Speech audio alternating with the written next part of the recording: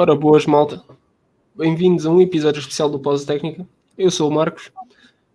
Estou aqui mais uma vez acompanhado pelo meu caro amigo Sérgio. Sérgio, boa noite. Hoje, tudo bem? Espero que esteja tudo bem contigo. Bem-vindo mais uma vez aqui ao podcast. Obrigado. E vamos falar mais uma vez, não é? Porque eu, como também disse no vídeo que o Cyril me convidou dos Miami Heat, vou estar afastado da NBA, vou só fazer Euroliga este ano. Ou seja, só apareço nestes e tu apareces aqui comigo. Vamos falar da liga mais competitiva do mundo, na Euroliga. Vamos fazer aqui uma espécie de antevisão, apesar de ter começado hoje, dia 3 de outubro. Já tivemos aqui uns joguinhos, mas não vamos tocar nisso para já.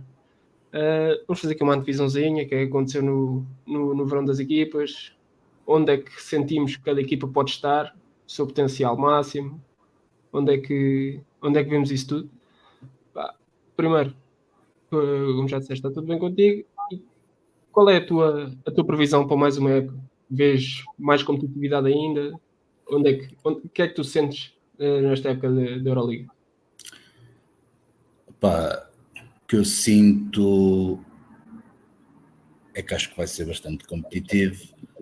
Acho que cada vez há uma liga que se nota cada vez mais o sendo privada, que existem ali algumas coisas, muitas polémicas, mesmo com o próprio Maccabi, com veio à baila, porque é que o Maccabi está, porque é que as russas não estão, porque existe dualidade de critérios. Eu não vou entrar por essas questões políticas, nem coisa parecida. Não, nem coisa parecida. Depois, agora está mais baixa um bocadinho a história da possível entrada do Dubai, mas também já veio à baila a história de novos investidores. Contudo, em termos desportivos, acaba por ser aquilo que a gente trata mais, aquilo que eu acho é que, de facto, sim, vai ser muito competitivo.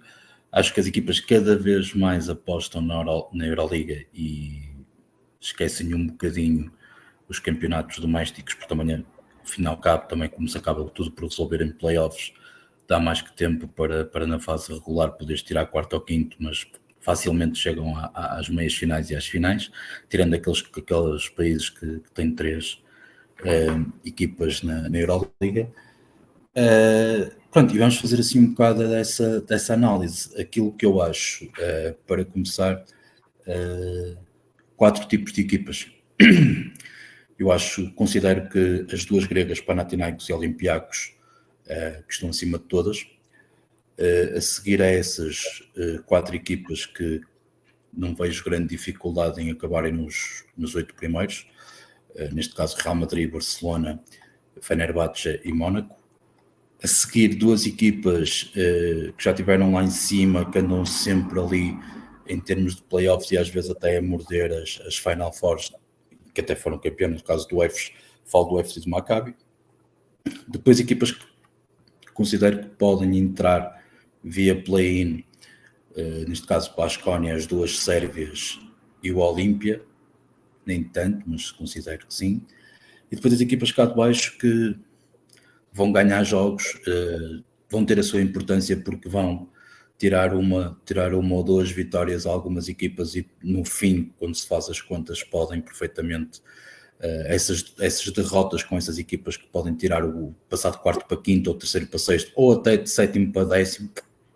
Neste caso falo do Virtus, do Bayern e dos Žalgiris.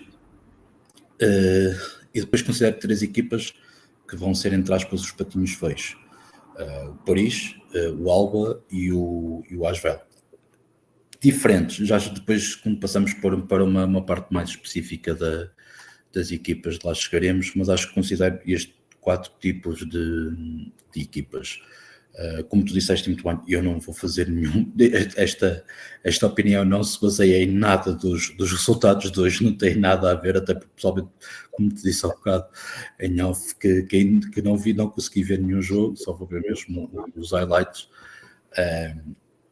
Mas começando um bocadinho pelas equipas gregas. Panathinaikos contratou um treinador para vencer, ponto, e venceu, ponto. E eu acho que o Panathinaikos, que é o atual campeão europeu e o atual campeão grego, que está mais forte que o ano passado. Eu acho que sim. Panathinaikos tem ali dois pontos-chave. Apesar de ter um presidente que bate um bocado mal, tem o efeito Ataman. Goste, não se goste, sendo polémico, por causa de convicções e polémicas que o gajo se mete, o gajo só entra naquilo para vencer, ponto. Ou seja, é para vencer, eu quero ganhar a Euroliga. E já tem 3. Ok? E depois, o que é que ele consegue montar? Ou seja, estamos a falar do Panathinaikos, que tem um budget, eu li isso alguns no Euroops, que tem um budget de 35 milhões de euros. Ok? É dinheiro considerável. Bastante considerável. E para além do budget de 35 milhões de euros, estamos a falar que só 15, e depois tinha 35, mas eram mais 15 que era para a renovação do OAC e por aí fora. Okay? E em termos, tem aquele tipo de jogo que tem um backcourt inacreditável, não é? Ou seja, quando estamos a falar de teres Kendrick Nunn, Jerian Grant, Costas Sloukas e, ajuda-me, adicionas o Lourenço Brown. o Lourenço Brown. É absurdo dizer isto. Não é? Ou seja, já só por si já são a garantia de alguns jogos. Não é? Tiveste ali um rancho que não foi carne nem foi peixe, tal e coisa, mas acrescentas o Cedi Osman. Porque a verdade é que eles acabam por perder, eles perdem 3 jogadores, eles perdem o Vildosa, o Balcerovski e o Mantzoukas, acho eu, mas que acabam por não ter uma grande influência na equipa, nos jogos, não é? Ou seja, quando tu perdes, quando tu és campeão, quando tu dominas praticamente a época toda, apesar de continuar aquela verdadeiro efeito de quem ganha a fase regular não é campeão, e eles tiram segundo. Mas a verdade é que eles saem 3, não perdem ninguém dos principais, saem 3 e entram 3 para acrescentar Cedi Osman, Lourenço Brown e o Omar Yurtseven. Não é? Ou seja, tenho um plantel, para mim, aquilo que eu acho, na minha opinião, tenho um plantel mais rico, com mais soluções da Euroliga.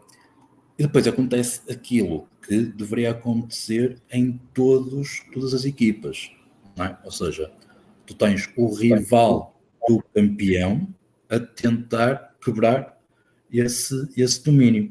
E tens o Olympiacos literalmente a tirar-se de cabeça para roubar o título ao Olympiacos, ao Panathinaikos. Não é? Ou seja, estamos a falar de Olympiacos que nos últimos 3 anos vai à Final Four. Cheira a taça por 2 vezes. Literalmente. Tem aquele buzzer do Micic nas meias e tem a mandarina do Lulu no final. Não é? Ou seja, o Olympiacos ganha as taças ao Panathinaikos, ganha atualmente, acho que é o vencedor da taça e recentemente da Supertaça, mas não lhes consegue tirar nem o campeonato, que perde 3-2, nem a Euroliga. Portanto, aquilo vamos atirar de cabeça para o título. Um fator importante em termos de Olympiacos, querem ser campeões da Euroliga e este ano é o centenário deles. Portanto, eles ligam muito às tradições e querem mesmo atirar-se de cabeça. Olhando para aquele plantel, temos Thomas Walkup com provavelmente o Williams Goss e o Keenan Evans, mas isso será mais para uma parte final da época. Vai buscar o Vildosa. Apesar de eu achar que o Vildosa vai ser, pelo menos nesta fase inicial da época, eu acho que vai ser mais uma alternativa ao Tyler Dorsey. Ok. Também me parece. Falta saber e acho que eu tenho bastantes dúvidas relativamente ao Tyler Dorsey, no sentido de qual é o Tyler Dorsey que podemos esperar. O Tyler Dorsey que esteve em Atenas antes de ir para Istambul, ou o Tyler Dorsey que esteve recentemente em Istambul, em que não se adaptou àquilo. Se for o que esteve em Atenas vai acrescentar muito. Se for o que teve ali em Istambul, provavelmente pode perder a titularidade pode perder minutos para o Vildosa. Depois, quer dizer, vais acrescentar Evan Fournier e o Vezenkov. Vezenkov dispensa apresentações, não é? Ex-MVP da Liga. E o Fournier também. Não é? Ou seja, isto quer dizer o quê? Isto quer dizer que, mesmo que tenhas o Fournier e o Vezenkov a ter mais minutos, não é? Depois acabas por ter Papa Nicolau, McKissic, Alec Peters e o Petrusev como alternativas. E o Moses Wright. Não queres esquecer o Moses Wright, que é um jogador que mas o Moses Wright eu até já estou a considerar para 5. Ou seja, estou a considerar o Moses Wright mais para 5, no sentido de como uma Ilutinov anda ali com alguns problemas físicos e o Fall também, acho que vai estar mais a 5 do que a 4. Joga mais nessa posição. Mas são demasiadas soluções. Ok? São demasiadas soluções. O Vildosa, eu acho que o Vildosa é uma excelente contratação do Olympiacos, porque eu acho que o Vildosa adapta-se muito mais ao estilo do Bartzokas do que ao estilo do Ataman. Sim. Ok? Um estilo de jogo mais rápido, uma coisa mais fluida, ali ataques com posses muito rápidas. Pronto. É para o título, ponto. Não há muito a falar relativamente a estas duas, ou seja, são dois plantéis extremamente apetrechados, serão dois finalistas da Liga Grega, portanto a Liga Grega nem vai ser mencionada porque não há nada para dizer sobre aquilo, e vão estar claramente a discutir entre os. Portanto, eu não gosto muito de assumir a história de serem claramente os dois primeiros, mas certamente que são dois que vão estar nos 4 primeiros, não tenho grandes dúvidas. Mas depois, nos playoffs, iremos falar mais à frente. Passando um bocadinho agora para as espanholas, ou seja, passamos das 2 primeiras, depois para o outro ciclo das outras 4 que eu falei. Outras 4? Sim, o Real Madrid. O Real Madrid é um clube que histórico, completamente histórico. É o maior clube do mundo. Sabe ganhar. Exatamente. É finalista das últimas 3 épocas. Curiosamente, na minha perspectiva, é vencedor na que era menos favorito, lá com a tal mandarina do Lolo. É campeão espanhol, é vencedor da taça, perdeu a supertaça agora com o Unicaja, perdeu na primeira jornada na Corunha, perdeu hoje em Munique, e não é por acaso que perdeu em Munique. Ou seja, eu acho que a reconstrução do Real Madrid não foi bem gerida. Acho que em termos de planeamento tem muitas falhas. Acho que a renovação de Walter Tavares, eu acho que não é tanto por aquilo que o Tavares eu acho que é mais para travar uma saída para um rival do que propriamente para acrescentar em casa. E falou-se bastante no verão da saída do Tavares para a NBA. Lá está, apesar do Tavares já não ser já ter mais alguma idade, está mais avançado, nota-se limitações físicas, perdeu o Tavares. Perder o Tavares para a NBA eu acho que a questão passa pela história da balança. Ou seja, o Real Madrid paga mais que toda a gente. Ou seja, quando tu pensas assim, ok, não tenho muitas hipóteses, das duas uma, ou renovo com o Tavares ou saio para o Poirier. Foi esta a balança. Ok, vamos segurar o Tavares, vamos perder o Poirier. Tudo muito bem. Mas a grande facada que lhes acontece é quando sai o Yabusele. Sim. Quando sai o Yabusele é que eles têm a grande facada, porque eles nunca estavam a contar com isso. Porque depois o Rudy já sabia que era a última época. A mim surpreende-me a saída do Chacho, porque acho que é base extraordinário e tinha muita química com o Poirier, sobretudo. Mas depois acho que as coisas não foram. Depois, atenção que a saída do Yabusele mete-lhes 2,5 milhões na conta. Atenção a isso. Sim, verdade. E depois, independentemente desta saída, acho que muito daquilo que acontece, se calhar o Lul, se calhar o Sérgio Lul, se calhar até poderia ter pensado em terminar ali a carreira. Mas comecei o Rudy e comecei o Chas, se calhar provavelmente esta vai ser mesmo a last dance do Sérgio Lul. Percebes? Acho que passa muito nesse sentido. Agora, acho que lá está, perdem muito com a saída do Poirier, perdem muito com a saída do Yabusele. Muito sinceramente, acho que o Ibaka vai ser mais Tavares do que Poirier, na minha opinião. E não lhes vai acrescentar tanto em termos ofensivos. O que é que eu quero dizer? Ok, analisando bem as coisas, não deixas de ter um 5 com Campazzo com Feliz na sombra, o Musa com o Sérgio Lul na sombra, um Aizónia com um Avalde na sombra, provavelmente um deck a jogar a 4, nem tanto a 3, mas mais a jogar a 4, com o Nediai na sombra, e um Tavares com o Ibaka e com o Garuba. Mas parece-me ser curto. Sobretudo comparando com aquelas duas que a gente falou, parece-me ser curto. Não é? Até porque, na minha opinião, o Ibaka, a ideia seria espaçar o campo. O Ibaka tem a capacidade de lançar 3. Mas o Ibaka precisava de alguém, neste caso do 4, que fosse fazer o 5, enquanto ele está fora. E o Real não tem esse jogador neste momento.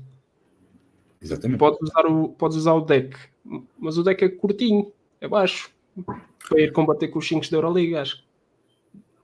Pois, e não é só isso. Depois foram buscar o Rattenmais ou o NSA, mas já se sabe a dificuldade que os americanos têm em poder chegar ao Real Madrid e se ingrar. Ou seja, uma coisa é quando tu vais buscar o Campazzo, a NBA, mas o Campazzo antes da NBA já sabia quem era do Real Madrid. Tu vais buscar o Musa, que é MVP da Liga Espanhola. Tu vais buscar o Aizónia, ex-NBA, e que também era do Barça, também dispensava apresentações. O Deck igual, também foi da NBA, também voltou. O Tavares igual. Ou seja, existe essa dificuldade. Portanto, a mim não me surpreende. Se hoje, antes deste jogo, ou antes do fim de semana, já não me surpreenderia que eles fossem ao mercado buscar um 4, neste momento se calhar vão buscar um 4 mais qualquer coisa. Não sei como é que estão em termos de finanças, mas não tenho grandes dúvidas que pelo menos um irá ter de certeza. Sim. Não sei. Sim, concordo. Acho que passa um bocadinho por aí. Pronto, mas o Real será sempre ali um dos favoritos e vai estar sempre ali na corda bamba de cima. Pelo contrário, depois existe o Barcelona. Aquilo não está bom. Estamos a falar de uma secção. Primeiro, estás a falar de um clube que, em termos financeiros, aquilo está bastante complicado. As secções estão a levar muitos cortes. O basquete, apesar do Barcelona ser um colosso, o Barcelona tem 2 Euroligas. Okay? Já não ganha Euroliga, não sei dizer, 15, 16, 2012. 16. Não, eu acho que até foi antes. Não foi o último ano do Navarro. Acho que foi. Eu acho que o Navarro ganha as 2. Do Barça. 2009, 2010, talvez. Para aí. Ou seja, há 15 anos que não cheiram. Ok, analisando o passado recente, eles não foram a Final Four o ano passado, perdem na Negra no Palau contra Olympiacos, vão buscar um jogo fora, depois perdem no Palau. E neste momento, tal como tiveram a vida toda, né? Mas neste momento tenho uma espinha travada na garganta, e a espinha travada na garganta é o Real Madrid. Porque o Real Madrid deu-lhes estrangeiro nas meias finais do campeonato, ou seja, não foram à Final Four, não foram à final do campeonato, perderam a final da taça com o Real Madrid, perderam agora este fim de semana nas meias finais da Supercopa com o Real Madrid, e tu não podes ser um grande, ou melhor, tu não consegues ser um campeão da Europa se não fores o campeão do teu país. Não estou a falar do campeão, quer dizer, temos várias equipas que não foram campeões dos seus países, mas que estão nas discussões. E o problema é que eles, quando estão nas discussões, perdem sempre. Ok? Certo. E então está ali um bocado tremido. Eu gosto do...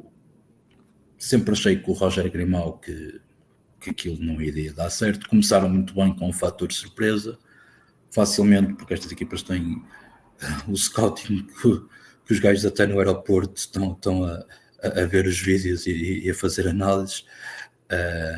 Toda a gente percebeu como é que aquilo iria ser. Depois, pelos vistos, segundo se consta, o Willy também não ajudou muito à festa. Pronto. Saída perfeitamente natural, saída perfeitamente esperada, entrou Panha-Arroia. Eu gosto de Panha-Arroia. Eu também. Especialmente pelo trabalho que ele tinha feito no Baskonia recentemente, apesar de ter sido despedido. Mas com os recursos que tinha. Exatamente. Tem bastantes entradas interessantes. Satoransky Núñez podes dividir por 2. O Kevin Punter é para ser clutch, não vamos estar aqui com coisas. Antes de avançar, eu fiquei surpreso. Só um ano de contrato para o Punter. Não fiquei surpreso com a saída dele para o Barça, que já acho que era premeditada, que já se tinha falado até. Ele até tinha rejeitado para ficar no Partizan mais uma época. Fiquei surpreso por ser só um ano de contrato. Porquê? Porque eu achava que ele ia querer mais uma garantia. Porque está a deixar um sítio onde era completamente venerado, no Partizan, capitão, tinha tudo à mercê dele, ali, podia tornar aquela equipa candidata a playoffs, como já aconteceu. O Partizan jogou playoffs há 2 anos, surpreendeu contra o Real Madrid e saiu por um contrato de 1 ano. Percebo o que é que estás a querer dizer. Percebo, mas não concordo. E eu dou-te a minha visão. Se tiveres... Ponter também tem 31, acho. Sim. Se tu lhe desses 2 ou 3 anos, tu terias que estar num clube com desafogo financeiro. O Barça não está com desafogo financeiro. O Barça não sabe onde é que há de chegar. E para chegar vai ter que provar dentro do campo. Parece uma conversa de chachas, chamemos assim, mas o Barça é mesmo daquelas equipas que para ganhar, para ser campeão europeu, para ganhar ao Real Madrid, para ganhar ao Olympiacos, para ganhar ao Panathinaikos, vai ter que ser melhores dentro do campo. Não há volta a dar. E quando estamos a falar dentro do campo, estamos a falar que, se calhar, provavelmente com alguma destas, provavelmente vai ter que lhes ganhar 2, 3, 4 jogos. E não há hipótese, ou seja, vai ter que treinar mais do que eles, vai ter que jogar melhor do que eles, vai ter que ser melhor do que eles. Ou seja, o que é que eu quero dizer? Em vez de se enterrarem e de lhes darem 2, 3, 4 anos de contrato a X milhões, não. Ou seja, vou-te dar 1 ano de contrato, enquanto a partida vou-te pagar mais. Ou seja, acabas a época, não tenho dinheiro. Se quiseres renovar, é isto. Se não quiseres, obrigado. Por isso, em termos de gestão, eu consigo entender. Muito sinceramente, consigo entender. E depois, com a entrada tanto do Núñez como com a entrada do Kevin Punter, vais fazer com que tenhas ali o Laprovítula num papel em que ele não está habituado. E a ideia que me dá é que esse papel poderá ser muito vantajoso para o Laprovítula, porque depois o Laprovítula, começando a encarreirar, vai obrigar os outros a encarreirar. Portanto, eles em termos exteriores podem ganhar muitas coisas. Depois acabas por ter ali coisas interessantes. O Abrines, acho que está numa fase que não é carne nem é peixe, depende de como tiver a mão, mas foram buscar o Justin Anderson, e o Justin Anderson, sobretudo em termos defensivos, pode-lhes dar muito. Acrescentando a Parker, o Jabari Parker, que assumiu um papel de liderança que, muito sinceramente, não estava à espera, mas acho que assumiu ali um papel mesmo, parece um capitão ali em campo. Com Parker, com o Metu, as coisas podem resultar. Depois dentro, acaba por ser um bocado o grande déficit, ou seja, o grande Vesely dos tempos do Fenerbahçe, a idade passa por todos, já começa a ser um bocado complicado. mas depois percebes, ou seja, metendo um bocadinho de parte o foco que eles foram buscar ao Lyon, depois falta perceber o que é que se pode esperar do Willy. Sim. Não é? Será que é o Willy da época passada? Será que é um Willy mais motivado? O que é que vem aí? Acho que passa, muito sinceramente acho que passa muito nesse sentido. O que é que eu quero dizer?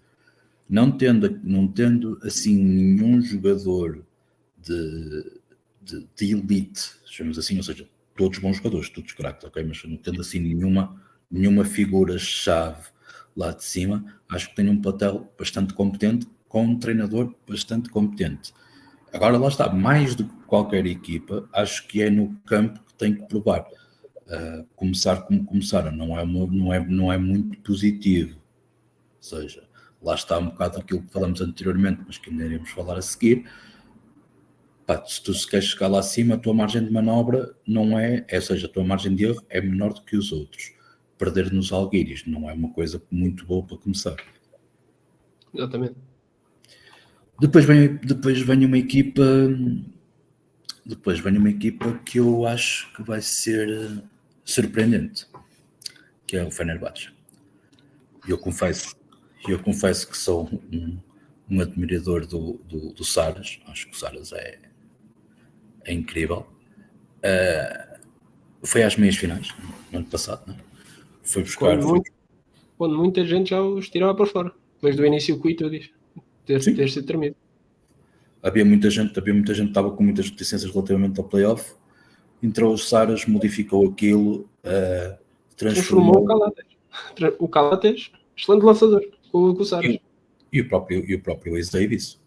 O próprio Ace Davis estava ali muito tremido e meteu ali num 4 com 50 pontos por jogo.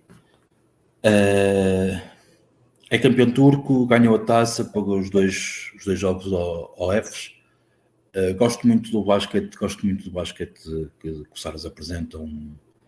Aquele basquete sempre a abrir, sempre a dar-lhe, com muitos lançamentos, com uma defesa muito agressiva, é o tipo de basquete que sinceramente que me entusiasma. Relativamente às trocas que eles têm, eu acho que não, mais uma equipa, ou seja, dentro das poucas equipas, ao contrário, por exemplo, do que aconteceu com o Real Madrid, que ganhou e tem todos os fãs turcos têm todos os motivos para estarem entusiasmados. Ou seja, fizeram a parte das gregas, o que o Fenerbahçe conseguiu fazer. Incrível. Foste buscar dois jogadores do Maccabi, dois destaques, no Bonzi Colson e no Baldwin. Juntas o Nigel Lace Davis, juntas o Melly. O Nigel Lace Davis que fez uma super época. Traz o Boban. Ainda metes o Devanol. Ainda metes o Devanol. Portanto, lá está. Mais uma vez a história da balança. Perdes Calates, vais buscar o Wade Baldwin. Perdes o Dorsey, mas entras ali com o Colson, apesar de Colson ser mais seu tipo de coisas, porque eu sinceramente não acho muita piada ao Scottie Wilkin. Não acho. Acho que é um bom suplente, mas às vezes pensa que é ali uma estrela, um bocado como o Elio Covo. O ano passado custou os playoffs do Final Four ao Mónaco. Um bocado nessa base. Mas quando tu tens Wade Baldwin com Wilkin na sombra, tens Marco Guduric com Devanol na sombra, tens Bonzi Colson, que já vem com a química do Wade Baldwin do Maccabi, e tens na sombra do Bonzi Colson, tens tanto o Biberovic como o Deschamps Pierre. Depois a seguir tens para 4, ou seja, volto a dizer, tu no Real Madrid estás a jogar com o deck a 4 e com o Ndiaye na sombra. Tu chegas ao Fenerbahçe e tens para dentro 4-5 para o Ace Davis, o Melly e o Boban. Mais aqueles que foram buscar, mais o Sunley, que está sempre o jeito. O Charlton Sunley. Portanto. E deixaram sair o Jonathan Motley, que no fundo não contavam com ele. Sim, big man, completamente. Ou seja, A minha grande questão, porque o Wade Baldwin tem um temperamento que não é fácil, se ele consegue, e eu acredito, porque também se não ia buscá-lo lá maluco, se ele consegue meter o Wade Baldwin com a cabeça no sítio, com esta malta toda a correr e a atirar, que a malta gosta de atirar, um basquete rápido, um basquete sempre para abrir, ok, não dá para abrir, tudo muito bem, vamos jogar pausado, ok, temos jogo interior, temos jogo exterior, temos tudo. Ou seja, acredito que o Fenerbahçe pode ser uma surpresa, inclusive à frente das espanholas. Minha previsão. Partilho da mesma opinião. Minha previsão. Tinhas qualidade, tinhas uma fundação e consegues acrescentar sem perder grande coisa no Fenerbahçe. Sim, completamente. Consegues suplementar épocas de jogadores. O Nigel Davis, o ano passado, uma época soberba, tem um jogo histórico de 50 pontos, é a maior marca da história da Liga. Trazes o Boban, pá, era uma personagem na NBA, era sim senhora, mas é um gajo com 2 metros. Marcos, a entrada do Boban prova que se calhar não é provar, a entrada do Boban se calhar desmistifica um bocadinho a história do Tavares. Ou seja, tentar perceber que tu se calhar no ano passado já tinhas alguns, mas há 2, 3 anos tu dizias assim, e Tavares, ok, a primeira coisa que tu falavas do Tavares era os centímetros e largura, ponto. Neste momento tu já não falas exclusivamente nisso, porque já há muitas equipas com muita gente acima dos 2,15. Exatamente. Não. O Fenerbahçe foi buscar um que tem, parece-me que ainda tem muito para dar. E se tu tiveres tanto o Baldwin como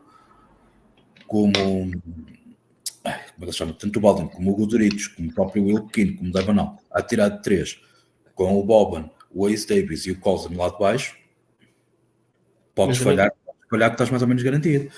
Sabes? E acho que passa um bocadinho nesse sentido, ou seja, estão muito expectativas muito positivas e muito altas relativamente ao Fenerbahçe. Para terminar, estes 4 que eu acredito que os 6 primeiros hão de ser isto, tenho o Mónaco, ok?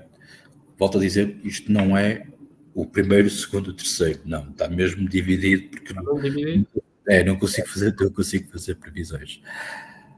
O Mónaco entrou há 3 anos, esta vai ser a terceira ou a quarta época, acho que é a quarta época.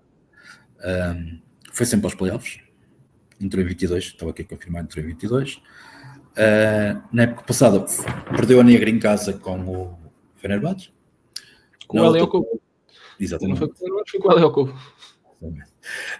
Nem sei como é que ele este ano continua ali, muito sinceramente. Aliás, aquilo teve mesmo para sair, e eu acredito que não tenha saído porque não houve nenhuma equipa francesa que o pegasse. E apesar de eu estar convencido que ele ia parar a Paris.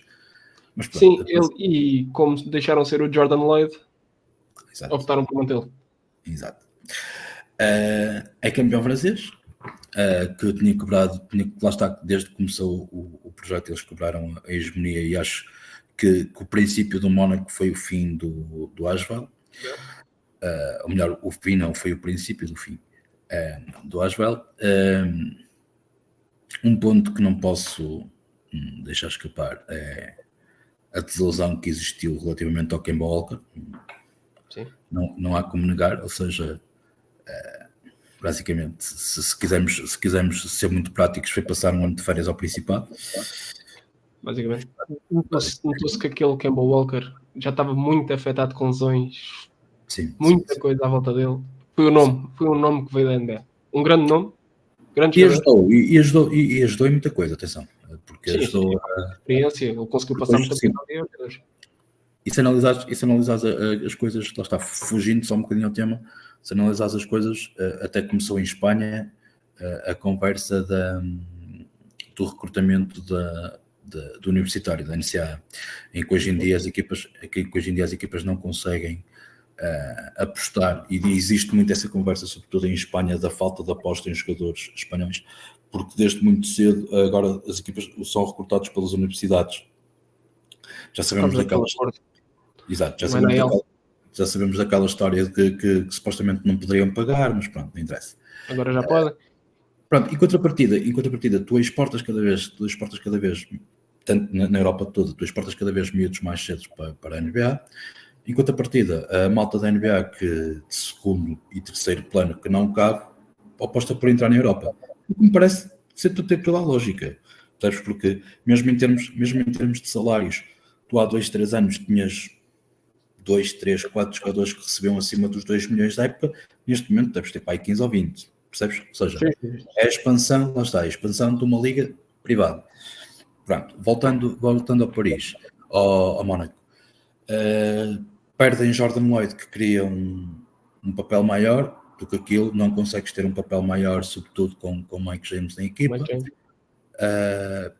Perdem Donton Hall para o Basconia, perdem o Ouattara para Paris, e para mim a grande perda do Mónaco foi o John Brown.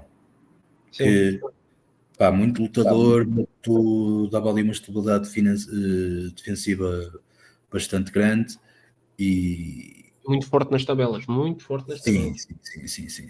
Mas em contrapartida, mesmo as contratações acabam por ser acertadas. Ou seja, tens, para mim, Mike James, Calates na sombra, tens o Korkmaz com o Okobo na sombra, quer dizer que o Okobo está na sombra não é muito fácil.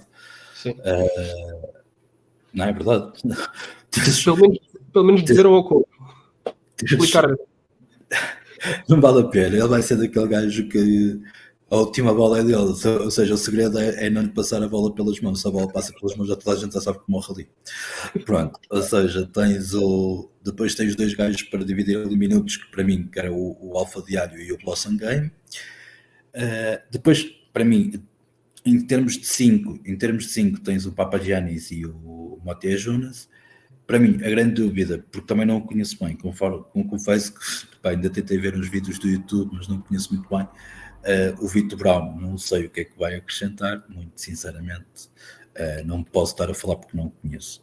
O Vitor Brown e o Conley é mais para acrescentar no campeonato francês, por isso eu acredito que com Papagiannis no 5, eu acredito que muitas vezes o Mateo Jonas vai jogar a 4, até porque o Mateo Jonas cada vez atira mais de fora, ou seja, para jogar ali com o Calates muitas vezes um pick and pop, parece-me que vai funcionar muito nisso.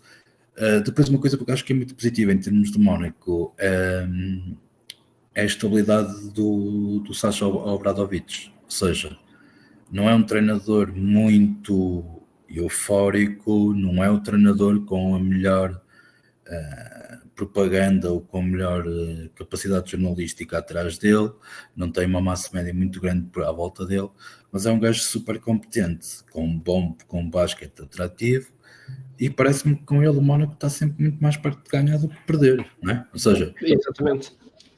Não é fácil aquilo de jogar no Principado, porque o pavilhão é pequenito, mas eles também não têm muitos habitantes, também não têm muitos, não é por aí, mas parece-me que eles estão ali na bolha deles, estão tranquilos, e o Obradović tem uma coisa muito boa, que é a relação que ele mantém com os jogadores. É isso, sim. Todas as entrevistas que vemos do Mike James, fala sempre bem do homem. E atenção com o Mike James, que se calhar, sabes, cada vez com o passar do tempo as pessoas esquecem-se um bocado aquilo que era antigamente de há 3 ou 4 anos, e Mike James, toda a gente sabe o histórico dele, também não tem um temperamento fácil, e ele conseguiu literalmente acalmá-lo, não é? Sim, e nota-se, MVP, tem o MVP nas mãos, só lhe falta uma coisa neste momento, que é o troféu. Pode ser que só mais para a frente é que se consegue saber. Exatamente, depois é playoffs, lá está, depois temos a Final Four, que é um jogo, tudo pode acontecer. Basicamente. Passando agora para o outro ciclo, passamos das 2, passamos para as 4, passamos para o terceiro ciclo. Terceiro ciclo, para mim, eu meto 2 equipas, para mim, entre aspas, são candidatas ao play-in. Play-in, quando estamos a falar play-in, estamos a falar aquela barreira entre pronto, aquela linha muito ténue entre seres a entrada do play-in ou o fim do play-off. Alguns por aí. Para mim, o Maccabi e o Efes. O Maccabi, para mim, tem o treinador mais underrated da da Euroliga, porque acho que é um treinador. O Qatar, excelente. Notou-se o ano passado o que é que ele fez.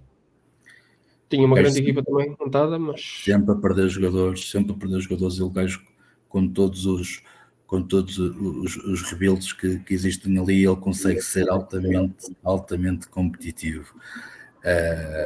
Vão-se quase sempre aos playoffs.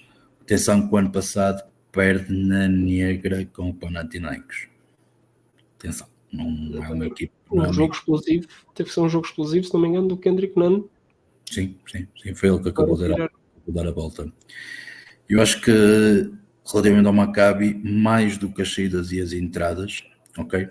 Eu acho que existem alguns fatores, nomeadamente aquilo que pode existir à volta da equipa. A instabilidade que existe política em Israel, que vai fazer com que os jogos passam a ser todos em Belgrado, com isto vai ser a época toda em Belgrado. Apesar de serem a época toda em Belgrado, eles conseguiram abrir as portas ao público e todos os bilhetes da época disponíveis foram todos vendidos. Positivo para o clube, vamos ver em termos desportivos como é que as coisas possam ser. E depois, já quando aconteceu a história de Israel, existiram vários clubes que se manifestaram contra a presença do Maccabi. Ou seja, pode existir aí algumas coisas que podem fazer com que aquilo abanhe um bocadinho. Como se isso não chegasse. Estamos a falar de uma equipa que perde Wade Baldwin, Vince Brown, Bonzi Colson, James Webb, António Cleveland e Josh Neal. Perdem meia equipa da época passada. Não é? Ou seja, vamos ver o que é que aquilo vai dar. Mas enquanto a partida tem tudo para fazer explodir o Jokubaitis, na minha perspectiva. Tem tudo para fazer, para dar ao Jordan Lloyd aquilo que ele não conseguiu ser no Mónaco, mas quer ser. Portanto, pode ser claramente o jogador-chave do Maccabi. Tem Levi Randolph, tem o Wenyan Gabriel, que pode acrescentar muita coisa, e tem o Roman Sorkin. Ou seja, tem ali uma coisa que pode resultar. Ou seja, pode resultar, agora falta saber um bocado como é que aquilo vai funcionar. Da história. Eu olhando para esta equipa, desculpa. Olhando para esta equipa faz-me lembrar quando falámos do Maccabi, quando eles foram buscar o Lawrence Brown e o Wade Baldwin. Que era, o que é que isto vai dar? E deu certo. Sim. E isto dá a mesma sensação. Olhar para esta equipa e pensar, o que é que isto vai dar? Isso dá certo outra vez. A questão que se coloca, e volto a dizer, e mesmo assim eles perderam na negra com o Panathinaikos, mas aquilo que eu acho é que como é que põe-te no lugar de um treinador? Bem, como é que eu consigo motivar estes gajos todos? Quer dizer, somos entre aspas israelitas, estamos a jogar na Sérvia, depois ali quando foi essa história da invasão e não sei o quê, e do bombardeamento, depois o Wade Baldwin e também o Lawrence Brown já não queriam ir a Israel jogar jogos domésticos, recusaram-se, quiseram sair, de facto acabaram quase todos por sair, né? Estamos a falar Baldwin, Lorenzo, Colson, Josh Nibel, são 4 dos 5 ideal deles. Portanto, não vamos estar cá a negar que aquilo é uma equipa completamente nova, mas aquilo nota-se que são contratações que são bem feitas, ou seja, existe, não é literalmente vamos ver o que é que dá, ou seja, não, que ok, estes vão sair, pronto, mas eu quero aquele. Portanto, pode resultar porque uma coisa é quando tens uma novidade, uma coisa é quando tu estás no teu trabalho e há um bombardeamento e tu tens que te adaptar, outra coisa é quando passa o bombardeamento e tu já estás a ser bombardeado, mas aceitas ir para ali. Portanto, as coisas podem resultar em termos desportivos. Passando para o EFES, Tomislav Mijatovic, com a treinador, 6 anos de adjunto, muito basquete com aquilo. Shane Larkin deu uma entrevista recentemente a elogiar a química que ele tem com o treinador. O EFES campeão 21, campeão 22, 23 e 24, nem aos playoffs chegaram. Perdem liga e a taça para o Fenerbahçe, perdem ali perdem ali bastante jogadores, ou seja, quando nos estamos a lembrar da época, por exemplo, de 22, que parece que já foi há muito tempo, mas só foi há 2 anos. Foi só há 2 anos. Está lá Shane Larkin, não está mais ninguém. Ou seja, estamos a falar de perdem Misic, perdem Clyburn. O Dunston, que era o Sr. Efes, não é?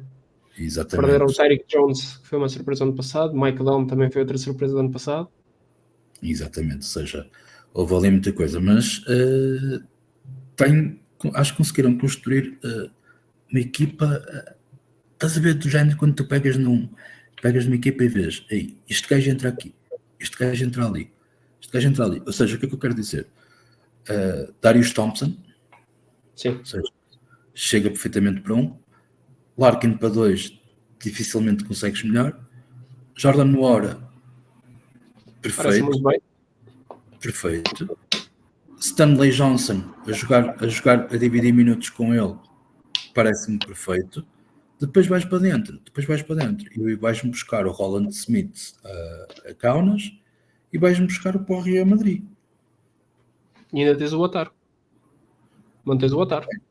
Tens o Otar, tens o Rodrigo Bobois, tens o Elijah Bryant, tens o Derek Willis. Portanto, as coisas podem resultar. Por isso é que eu os coloco mesmo ali naquela corda bamba entre 7º até 11º, alguns por aí. Portanto, as coisas podem mesmo resultar. Passando um bocadinho agora para a parte de baixo da tabela. Play-in. É? Vamos para o play-in agora. Isto é mais a tua praia, não é? Ou seja, quando é verdade. Quando vamos falar do Basconia, é mais a tua praia que percebes mais da poda do que eu, mas eu vou-te dar a minha opinião sincera mesmo. Nos últimos 5 anos, só na época passada é que foi aos playoffs, via play-in. Não apuras para os playoffs da ACB, não apuras para a Final 8 da Copa do Rei, entra de Pablo Lasso, ou seja, um ponto positivo, baixaste o teu budget, mais um ponto negativo. Parece-me claramente, parece-me que existe uma dependência excessiva daquilo que o Marcos Albert pode fazer, parece-me. E depois, para além da dependência do Marcos Albert, parece-me que existe uma inconstância muito grande daquilo que o Shimamonek pode dar. E eu tenho outro ponto para o Basconia. Todos os anos trocam o número 1, point guard. Pois. Puxamos aqui um bocadinho atrás, a época do Panha-Arroia. Tínhamos o Darius Thompson, trazemos o Pierre Henry, excelente jogador, dos meus jogadores favoritos. Adoro o Henry, mas teve problemas com doping. E tínhamos o Marcus Howard, a época estava a correr bem, Henry suspenso, acaba a época, perde o Thompson, vai para o Efes. Tudo muito bem. Época a seguir, quem é que entra? Cody Milan McIntyre, rookie na Euroliga, época soberba. O que acontece naquela época? Perdeu o Cody Milan McIntyre. Voltamos à mesma história. Por isso é que eu digo, por isso é que eu não consigo ter as expectativas muito altas relativamente ao Basconia, porque aqui entre os meus apontamentos, quer dizer, tu tens Kamar Baldwin, Trent Forrest, Savkov, quer dizer, depois acabas por ter o que é que as tuas garantias, tu tens o Marcos Howard, o Luau Cabarro, que ele vai ser um tiroteio, não é? Tens o Shimamonek, tens o Sedekerskis e o Dontal. Dontal, um jogador que...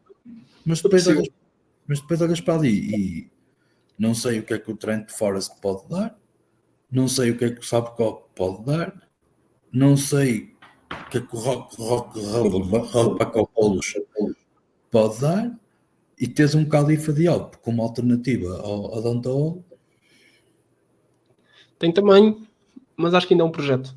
Como o Rock Vapolos, também acho que ainda é um projeto de jogador. São dois. Não é muito cru. eu aceito que o Pablo Laso, aceito, faço a expressão, aceito que ele tenha aceite, porque vai passar a jogar em casa. Mas o Pablo Laso não é muito destes projetos. Eu acho que era a única forma de veres o Pablo Laso num cenário destes. Tinha que ser neste clube. Sim, não vejo só fazia sentido ser neste clube.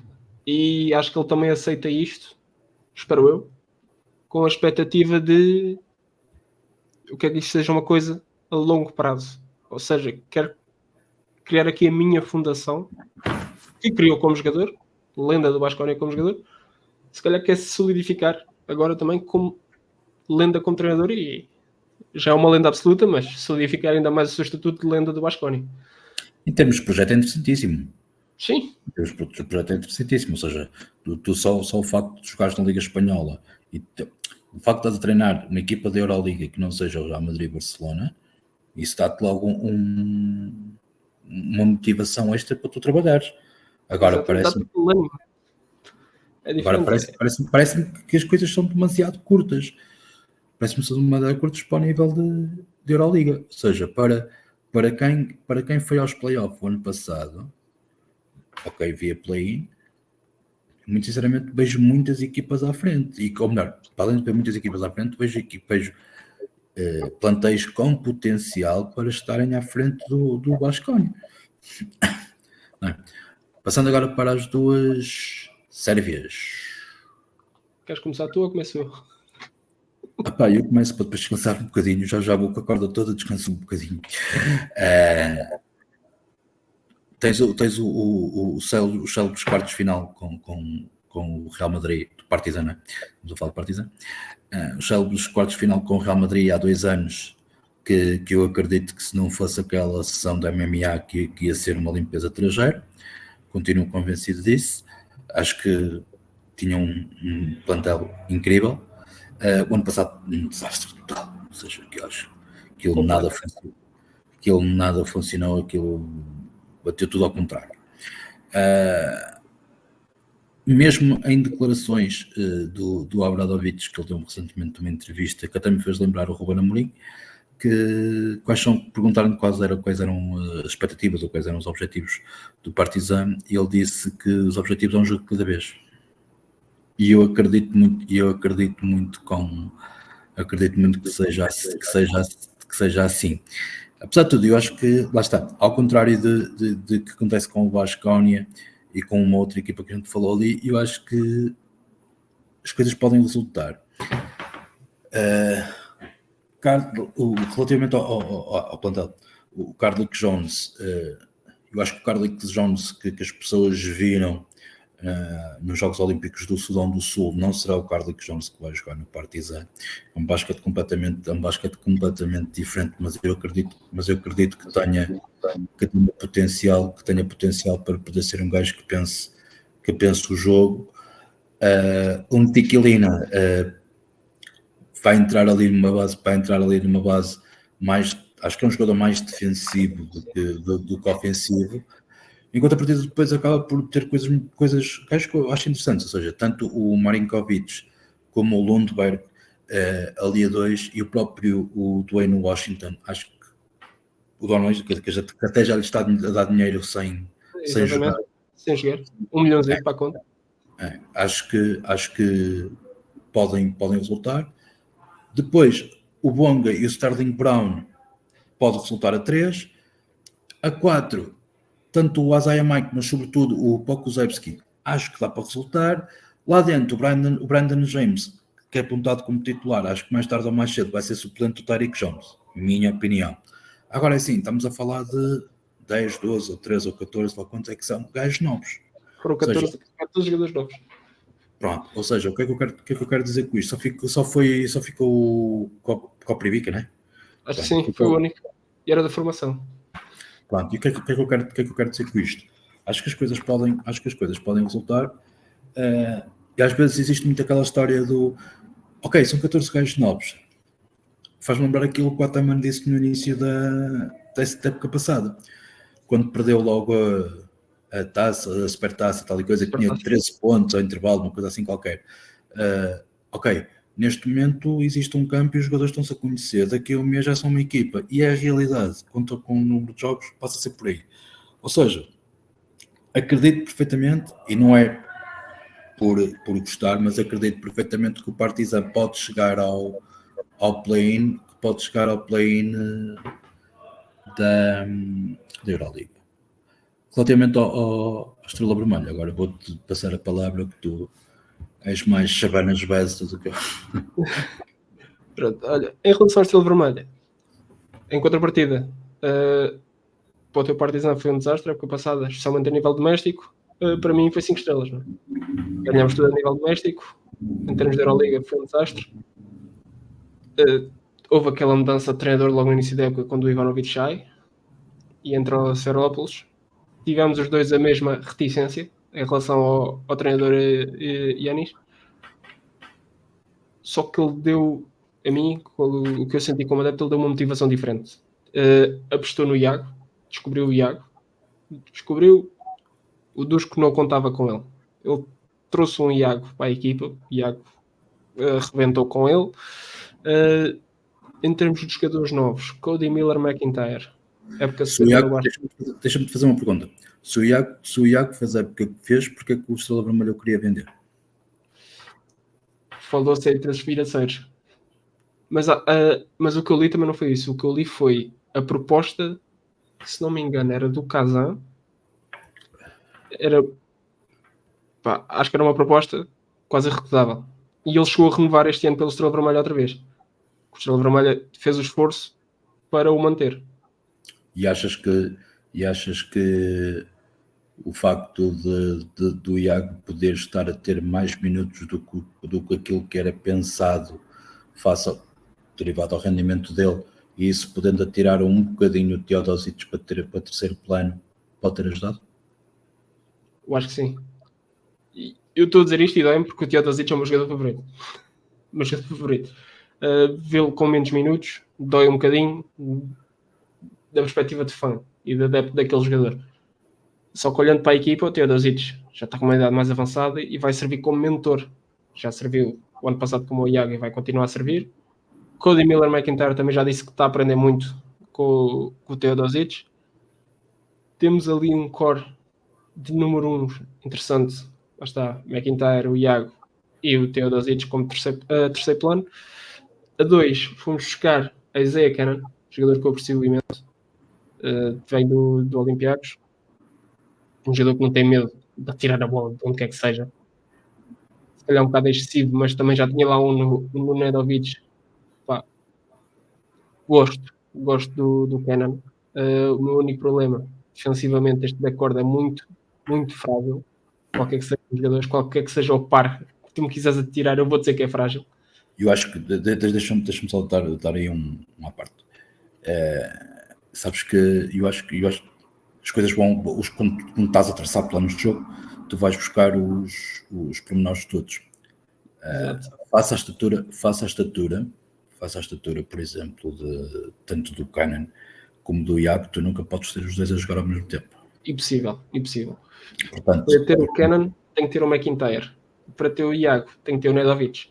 Ponto. E tem acontecido, eu tenho visto os jogos domésticos, amanhã é que o Estrela Vermelha começa a Euroliga, até estou interessado para ver como é que é, porque o Lazic vai estar de fora, e o Lazic faz parte do backcourt e é um jogador importantíssimo, especialmente a nível defensivo, do backcourt de Estrela Vermelha. Estou interessado para ver qual é que vai ser a gestão da manhã. Mas, como tu disseste bem, esse par não pode existir, a não ser que seja seja um jogo que seja preciso um Ave Maria lá para a frente e metes esses dois, que são dois bons lançadores, e vais tentar o último lançamento do jogo. É o único cenário hipotético que eu vejo para os terem em campo juntos. Eu acho que o Estrela Vermelha é que vai continuar a ter exatamente os mesmos problemas que teve o ano passado. Os problemas nunca vai ser fora, os problemas irão ser sempre dentro. O que é que eu quero dizer com isto?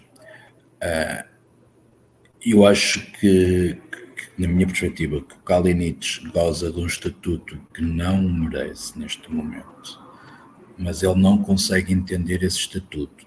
Ou seja, um jogador que reclama minutos no Barcelona não vai aceitar ser suplente no Estrela Vermelha ou num clube que esteja com as expectativas mais baixas.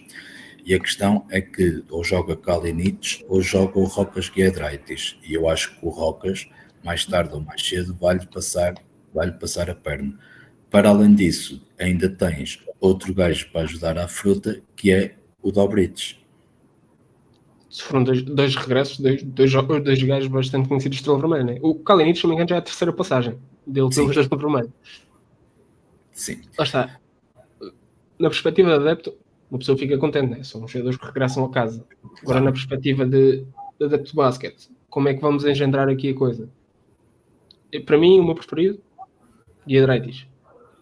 Salvou-nos imenso ano passado no Basconia. Excelente jogador, sabe atirar de 3, sabe estar bem no lado defensivo, sabe se posicionar bem do campo, sabe onde é que a bola vai parar. Um jogador incrível. Kalinic também é um bom atirador, mas já não é o que era. Dobrich, o volume dele de 3 é bom, mas também teve problemas físicos no ano passado.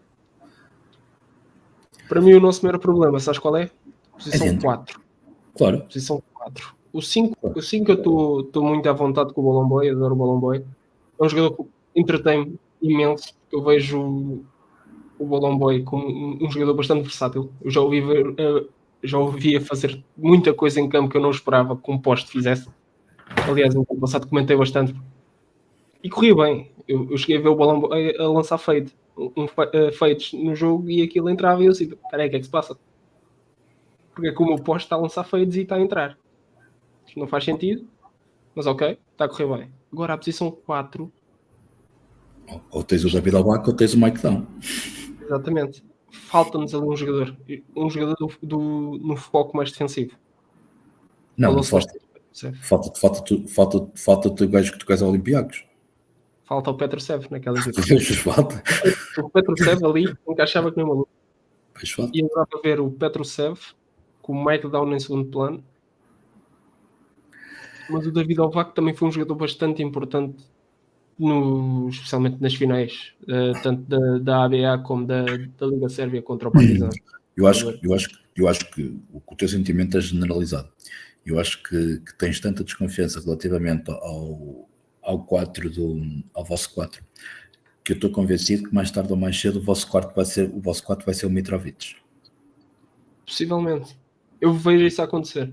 Se não houver nada entretanto, se eles não forem ao mercado, acredito que o Mitrovic vai lá parar e vai lá ter minutos. O Mitrovic é um jogador do foco mais defensivo e faz sentido dentro do plano de jogo.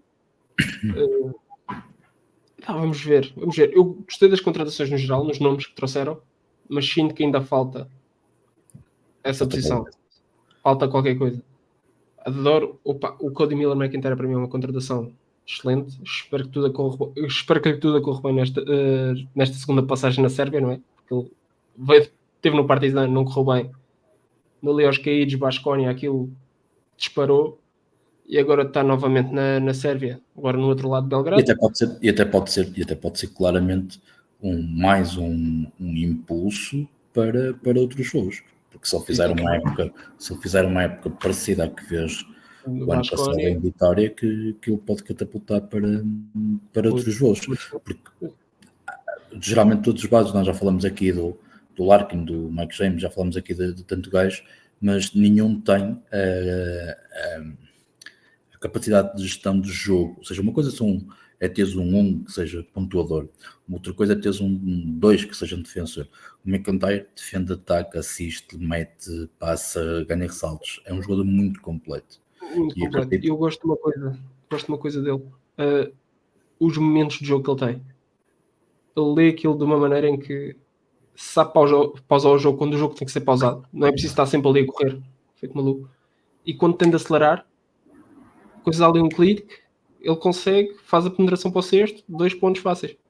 Ele tem este sentimento dentro dele que o torna um jogador especial e que, para mim é foi a nossa melhor contratação do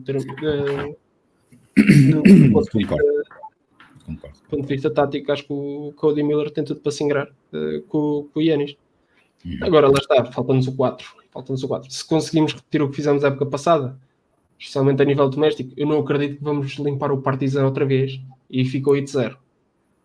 Acho que aquilo o ano passado foi mérito nosso, mas também foi muito mérito por parte do Acho que Partizan. já foi, muito sinceramente, acho que já foi numa fase, não tirando mérito, acho que já foi numa fase do Partizan em que as saídas já estavam todas delineadas, acho que aquilo já estava numa fase completamente...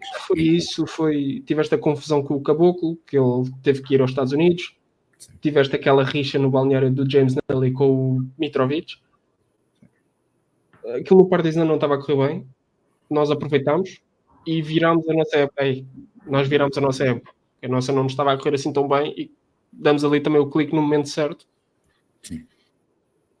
E disparou. O Yanis fez o que tinha a fazer e uma coisa que eu lhe dou bastante crédito foi conseguiu manter a equipa sempre firme, sempre com aquela mentalidade, não, isto vai dar certo. E agora tens outra coisa, que é o presidente do Estrela Vermelha passou a ser o presidente da Federação da Sérvia, não é? Exatamente. Neste momento não temos presidente. Virando um bocadinho as agulhas para a Itália. Eu esperava que o campeonato italiano desse ali um boom, sinceramente. Não vejo isso acontecer. Vejo ali as coisas um bocadinho paradas. Não sei, não consigo explicar muito bem, mas parece-me mais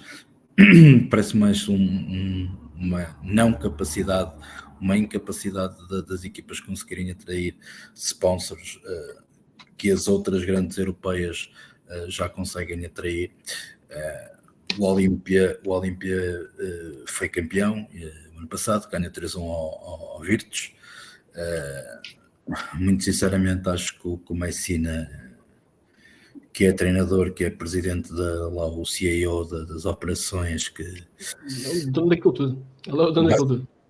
Basicamente, eu acho que eles têm, sinceramente, eu acho que tenho uma boa equipa, percebes? Ou seja, porque tem 2 gajos para correr, foram buscar o Leandro Balmaro e o Dimitrijevic, ou seja, aquilo é para correr, para meter um jogo muito rápido.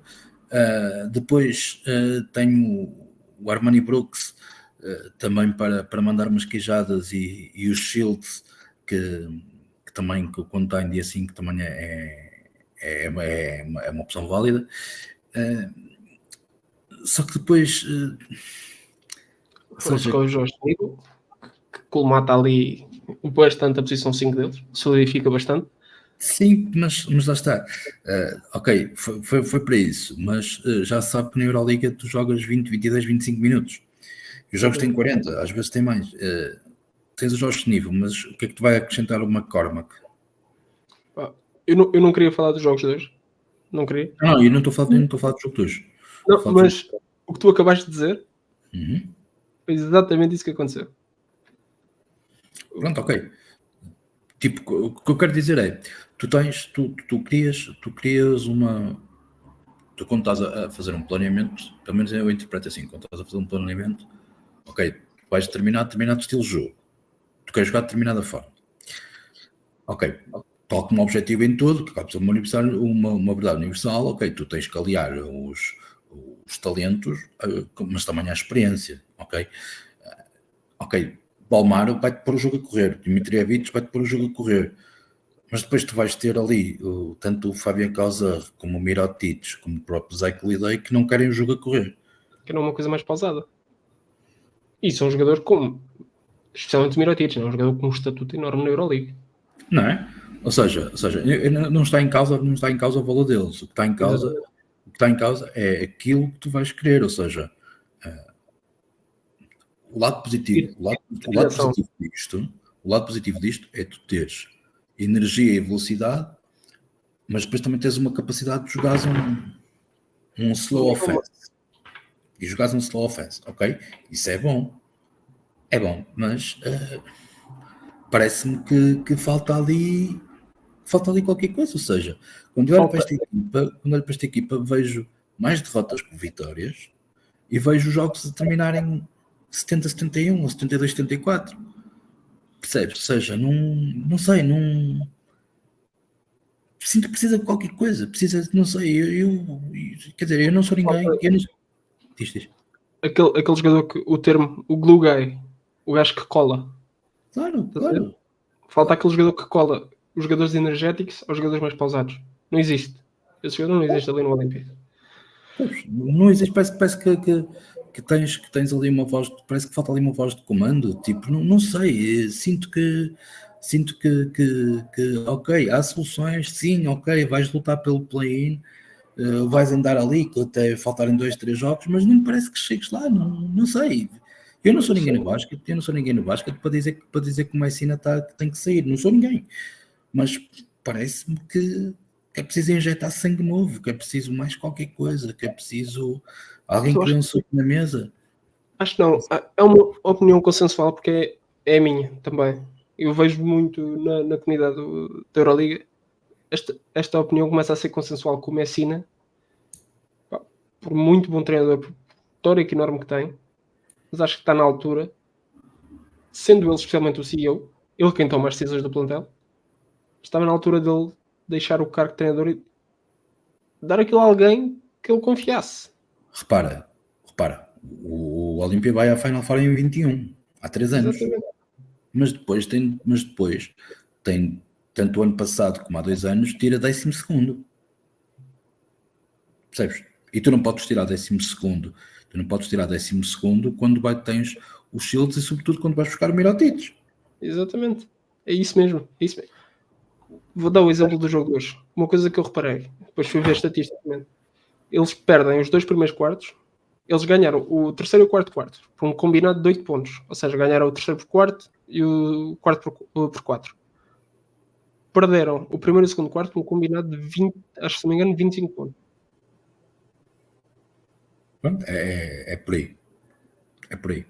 E outra coisa que me deixou bastante alarmado foi Mirotić. Teoricamente, no papel, melhor jogador do Olímpia. Sabes quantos lançamentos é que ele fez? Hoje? 5. Esses 5 lançamentos, sabes de onde é que vieram? Todos de 3. 0 lançamentos de 2. Ele meteu 2 desses 5. O Mirotić só com 5 lançamentos. É curtíssimo. 5 lançamentos já no primeiro período. Exatamente. Um jogador como ele não me fez sentido nenhum olhar. Tive a ver o jogo, olhar e ver assim. Mirotić está a ser tratado como um jogador banal. Como um role player. Claro. O que é que se passa aqui? Qual é a ideia? Qual é a ideia de jogo? O que é que o Messina vê? Como é que ele olha para o Mirotić? Como é que ele olha para os jogadores? Não consigo compreender o que é que ele vê, mas consigo compreender o que é que não deixa o Olímpia andar para a frente. E, para mim, na minha opinião, está no banco de fatinho. Claro. Chama-se Héctor Messina. Claro. É isso, sim. Corroboro completamente o que estás a dizer. Passando um bocadinho para ali, para os vizinhos do lado, eu sei que também tens uma afinidade com eles, passando um bocado para a Virtus. A Virtus, aquilo está complicado. O ano passado perdeu tudo. Perdeu o título para o Olímpia. Os playoffs nem cheirou, apesar de ter ido ao... Foi a play no ano passado, se não estou em erro. Foi, perdeu com o Baskonia. Exato. Há várias coisas relativamente à Virtus. Primeiro, eles tiveram um grande problema relativamente ao seu main sponsor, porque a Sega Fredo esteve mesmo ali para sair, e se a Sega Fredo saísse, aquilo deixava de existir, falando português correto. Atenção que a equipa feminina da Virtus terminou, eles nem sequer se inscreveram na primeira, na Série A, e eu até soube disso através do Twitter da Cecília Zandalazini, que aquilo correu muita tinta lá, e foi uma facada porque Bolonha é mesmo uma cidade de basquete. O campeonato italiano tem uma importância muito grande para os tifosi. Eles prezam muito o título e geralmente sempre lotação esgotada no pavilhão. Pronto, e aquilo, em termos de estrutura, abanou um bocadinho. Acho que existia um sentimento de frustração, porque eles começaram a época exageradamente bem.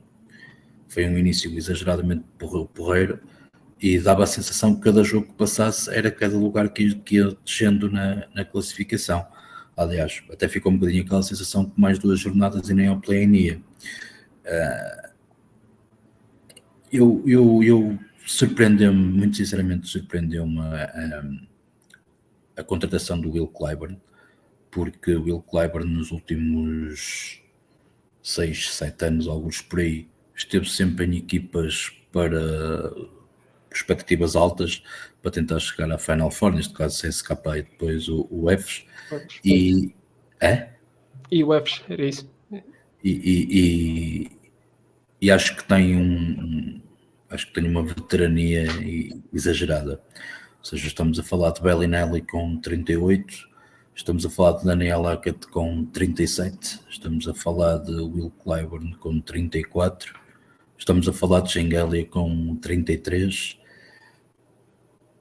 e as coisas são um bocado complicadas. Ok, que a experiência ganha ali muitos jogos. Acho que houve ali bastante jogos em que era o Lundberg que pegava naquilo e que resolvia os jogos.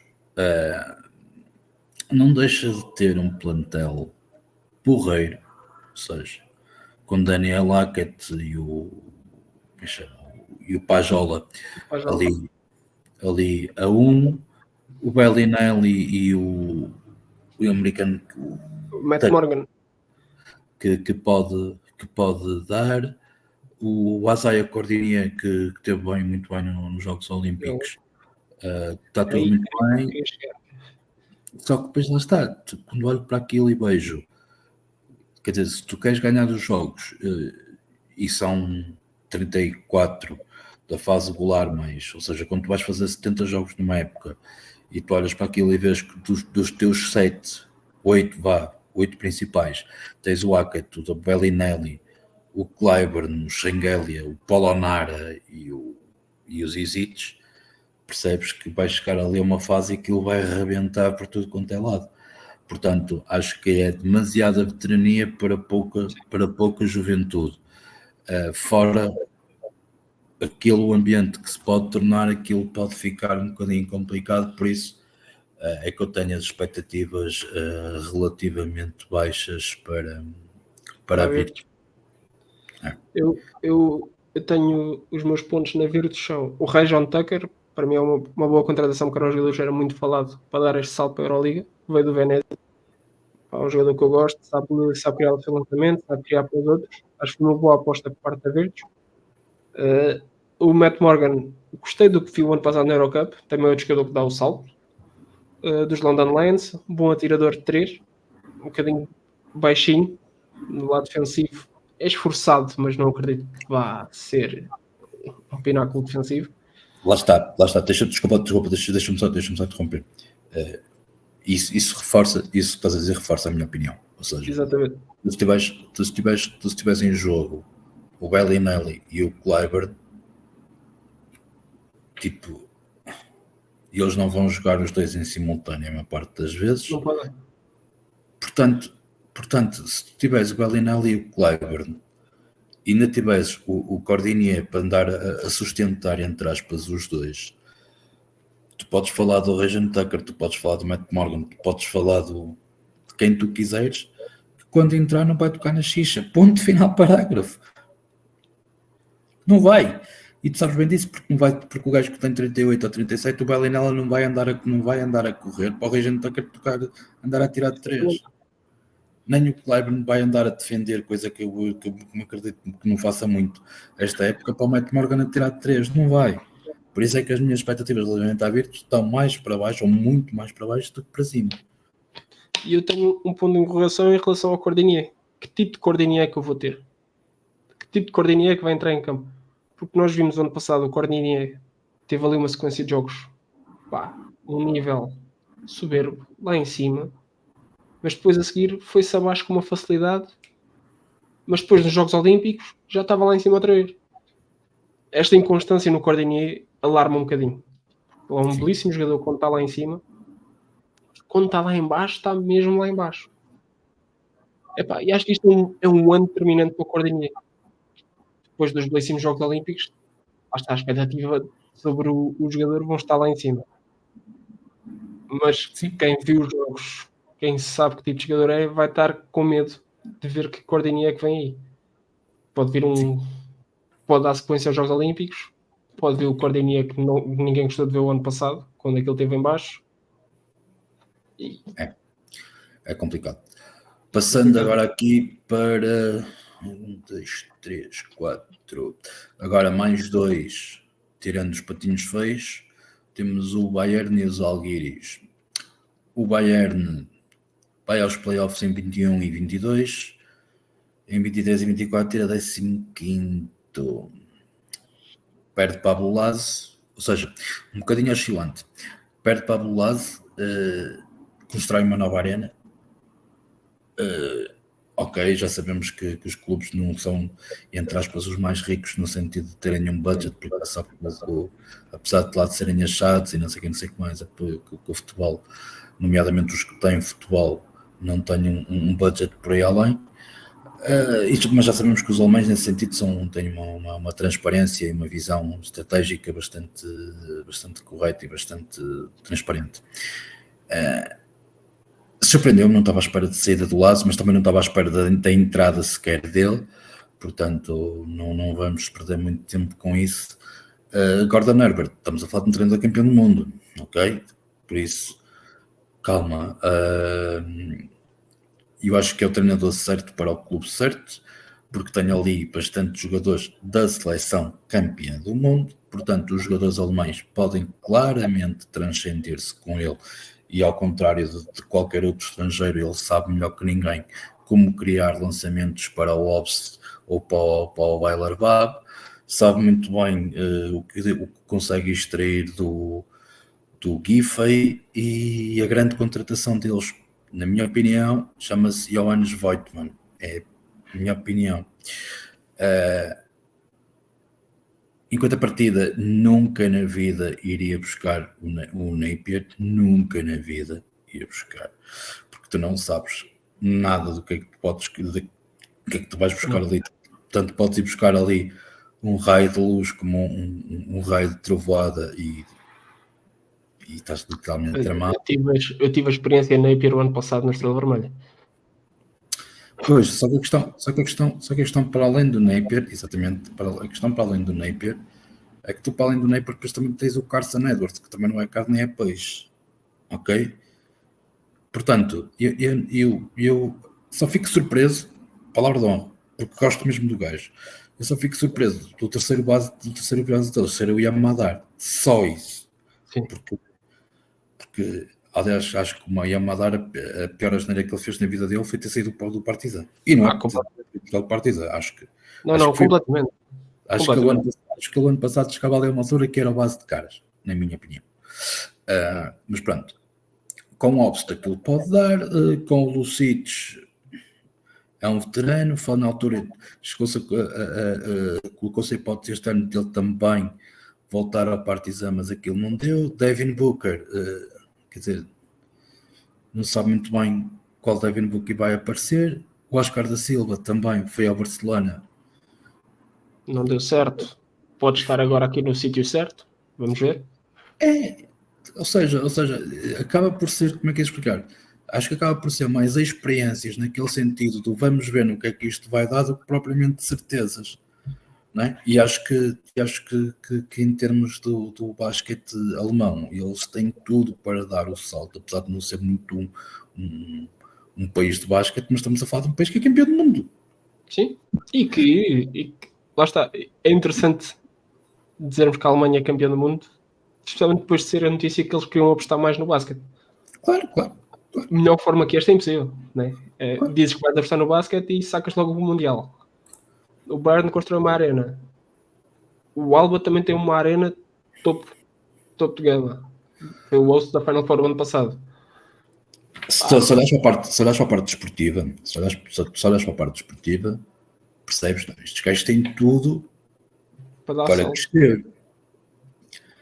E contrapartida, desportivamente as coisas não resultam. Mas depois existe ao contrário, ok, vais-te meter na parte da parte da organização da Euroliga. E se calhar existe muita gente que questiona assim. Aí tal e coisa, como é que é possível o Alba de Berlim continuar na Euroliga? Independentemente de ser privado, independentemente da história das licenças, independentemente disso tudo. Como é que é o Alba de Berlim que está na Euroliga? E a resposta é fácil, porque o Alba de Berlim, no ano passado, tem uma média de espectadores superior à do Real Madrid. Não ganhas, não interessa, participas, metes 15 mil, pode estás lá outra vez. Ponto final, parágrafo. Ou seja, não é só a parte desportiva claramente que é importante, a parte das licenças já se sabe, mas depois existe essa parte que corrobora as outras partes todas. E é muito nesse sentido. Não é? Relativamente ao Bayern, não sei, eu gostava que desse certo, mas tal e coisa. Agora vem para um clube que eu gosto. Sou fã, ponto. Os Alguiris. Pai, tem um dos jogadores que eu mais gosto de ter, que por sinal era do Bayern. Vamos buscar este ano. Francisco. Playoffs em 2020. Playoffs, recentemente, tenho o Trinchieri, perdeu o título para o Ritas, coisa que foi uma facada bastante grande. Tenho sempre a arena lutada, sempre. Tem sempre a transparência financeira que eles fazem questão de todos os anos dizer quanto é que faturaram ali, quanto é que gastaram acolá, tal e coisa, não sei o que, e acho que isso é top. Acho que fizeram um mercado muito engraçado, ou seja, foram buscar o Davidas Sirvidis, Oliet Cabelis, média 19 pontos na Eurocup. Foram buscar o Tyrone Wallace ao Turco Telecom, média 18 pontos na Eurocup. Foram buscar o Matt Mitchell ao Besiktas, ou seja, não é uma equipa para ir sacar as trutas ao outro lado, é uma equipa para ir buscá-los lá abaixo e tentar potenciá-los e depois logo se vê. Acho que é impossível alguém não gostar dos Alguiris, e acho que tem ali muita coisa engraçada, ou seja, não sei como é que, ainda hoje não sei como é que o Francisco foi lá parar, muito sinceramente. Não sei, mas ainda bem. Eu por acaso comentei isto há pouco. Fiz um comentário com o António Dias, já apareceu aqui no podcast. Ele fez um post sobre o Francisco. Eu disse: o Francisco para mim é um jogador underrated, muito underrated, mas é um jogador que, eu acho que ele deu o passo certo no momento certo. Ou seja, sobe aquele degrauzinho e ele é um jogador que tem vindo assim. Vai só bom, só outro. Eu não me admiro para o ano ele não estar nos Algris e estar no outro clube acima. Sim. E segue. Ele está a dar os passos certos todos na carreira. É o que me parece. E tem estado a correr sempre bem para ele. Já hoje, lá está, os Algris jogou hoje, ganhou o Barcelona. Quando for os highlights, quarto, todo o Francisco. Mas completamente. podem ter, mas a questão é que com o plantel que eles têm, eles se entrarem numa positividade, se estão num ritmo positivo, num basquete contente, eles podem ter resultados.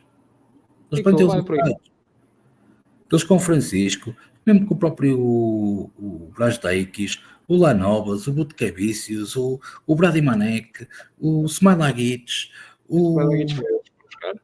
eles podem, não é fácil ganhar nos Alguiris, não vai ser fácil, eles vão buscar jogos fora, eles têm o público atrás deles, eles vão, não é fácil ganhar lá, portanto, lá está, só tu não consegues ter, independentemente, ok, já sabemos que há um histórico do basquete e não sei o quê, tu não consegues colocar os Alguiris em nenhuma época tu consegues dizer que os Alguiris é uma equipa para chegar a playoff.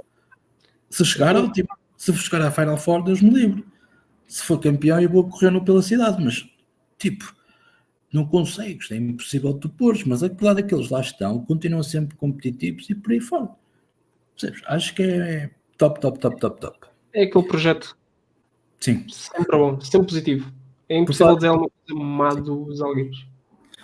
Por falar em projeto, faltam agora 3 equipas. Para mim, projeto Paris. Paris tem um projeto. Acho que Paris tem um projeto. Paris é estreante da competição. O ano passado dominou a Eurocup, teve uma derrota, se não tenho.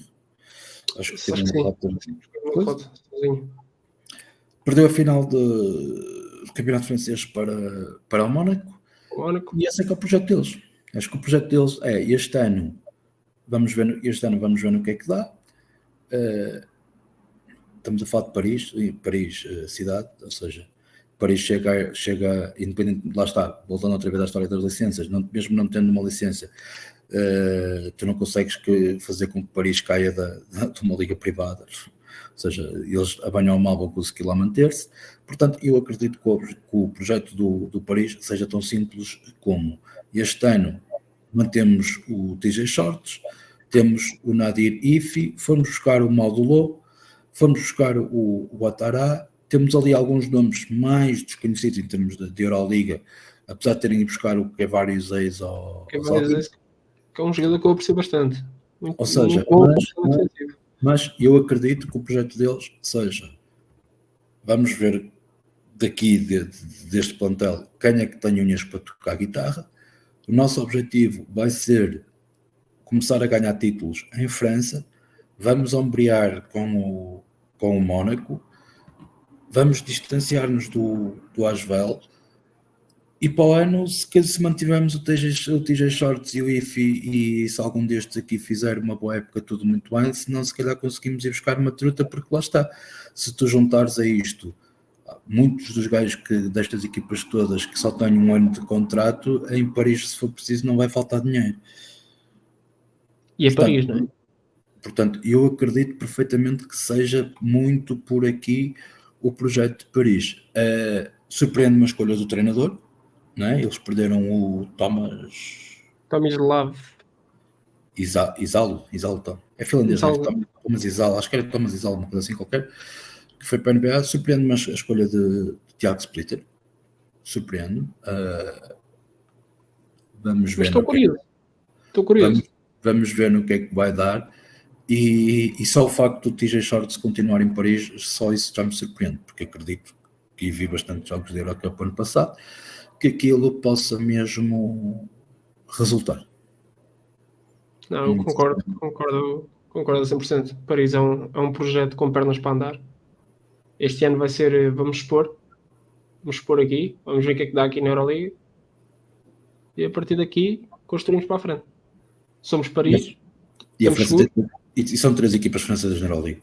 Exatamente. Não, e o campeonato francês está a crescer bastante. Não só estas 3, o Bourg, GL que o ano passado jogou a final da Eurocup, teve a primeira pick do draft este ano, da NBA. Isso não estou em erro, o vencedor da taça até foi o Dijon, ou qualquer coisa assim. Exatamente. Sim, foi uma equipa completamente diferente, e o basquete francês continua a evoluir quando o projeto não, ele já não é um projeto de jogador, já não era cá. Quando o jogador, agora não o mais famoso, mas um dos mais vistos no mundo, é francês, que joga no San Antonio Spurs. Teve uma pouquíssima escola da Euroliga, no Asvel, que fez o Metropolitans, que hoje em dia já não existe, um clube já não existe, meteu o Metropolitans a jogar umas finais contra o Mónaco, que é o Mbanyama.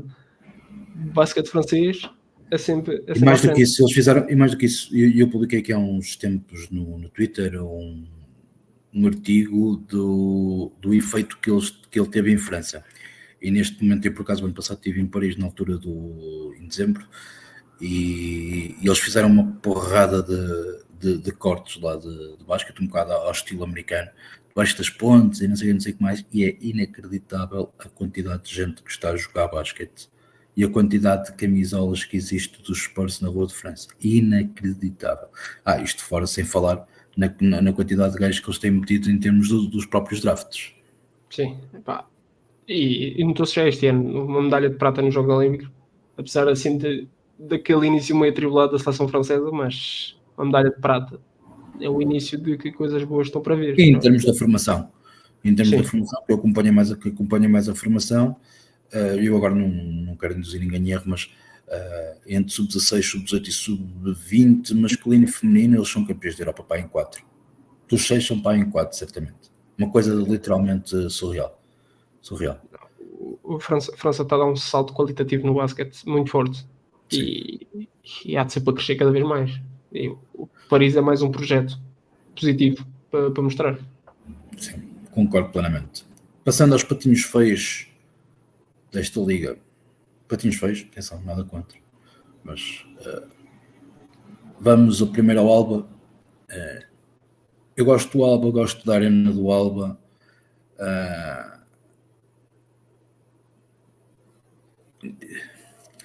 Continuam com aquela ideia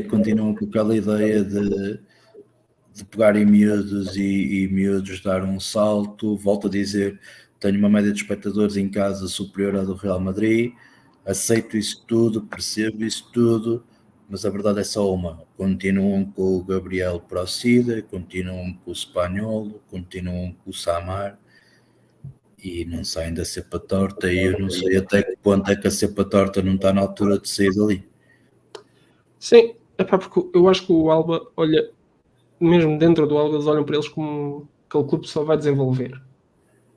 Acho que é essa a ideia que está lá. Vamos só desenvolver jovens. Eu percebo isso. Agora faço-te a pergunta, mas tem desenvolvido?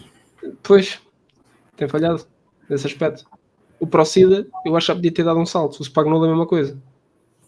Será que é no final desta época? Ou será que está mesmo, ou será que só se exerção no fim do contrato? Pois. Porque é fácil, porque lá está.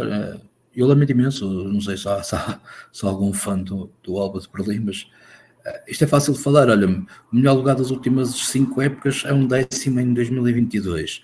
Saiu o Johan Steeman e o Sterling Brown, entrou o Will McDowell-White e o Trevin Williams.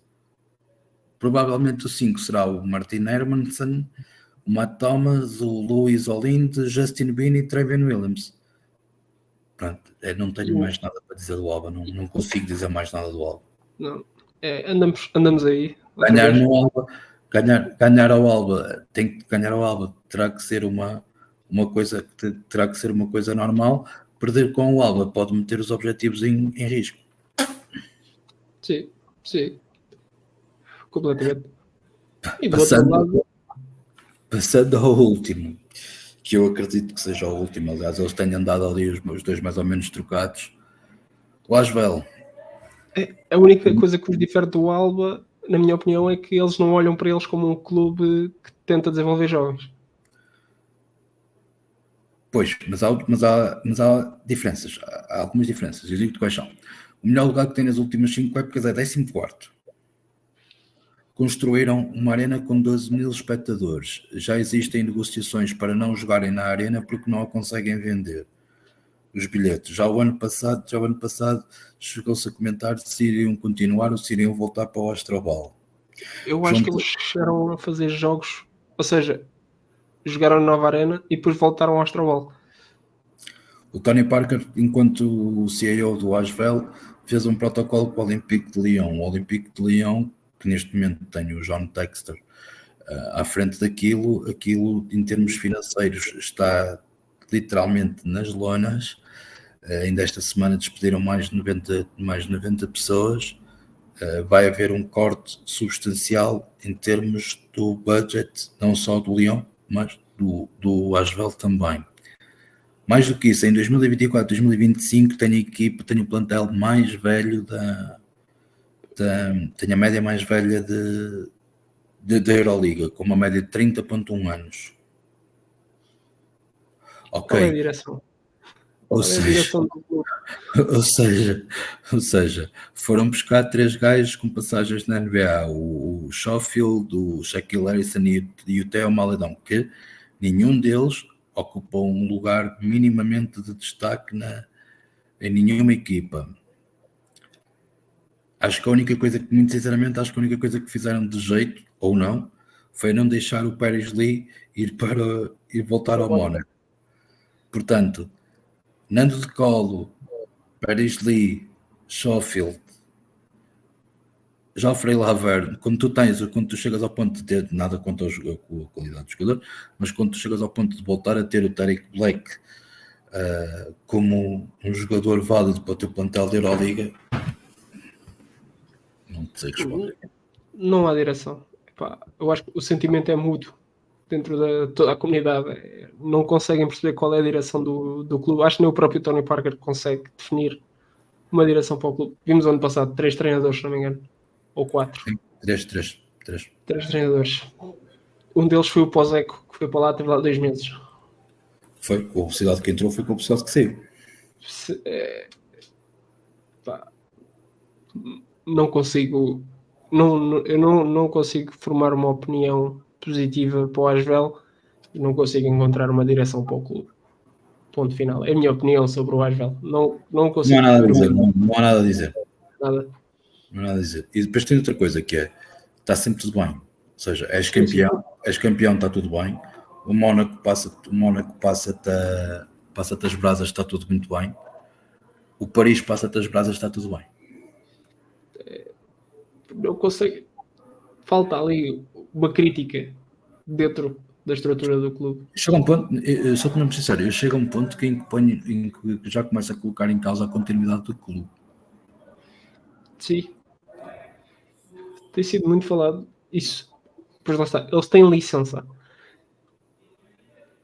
Mas até que ponto é que isto tinha que ser válido? Ou não se podiam reunir e começar a olhar, ok, se calhar não. Existem clubes que mereciam mais. Esta licença que está aqui empatada no Asvel. Claro. Eles não enchem o pavilhão. Não têm um plantel apetecível. Em termos de receitas... É o que eu digo, é exatamente aquilo que eu digo relativamente ao Alba. Ganhar o Asvel tem que ser uma obrigação. É mais difícil tu jogares com o Asvel do que jogares com o Virtus ou qualquer coisa. Porque tu com a Virtus ainda podes perder, porque a Virtus ainda vai ganhar a qualquer lado e tu ainda podes cobrir essa derrota. Tu jogares com o Asvel é mais difícil porque tu não podes perder com o Asvel. Porque perdes o Asvel, estás literalmente tramado. Exatamente.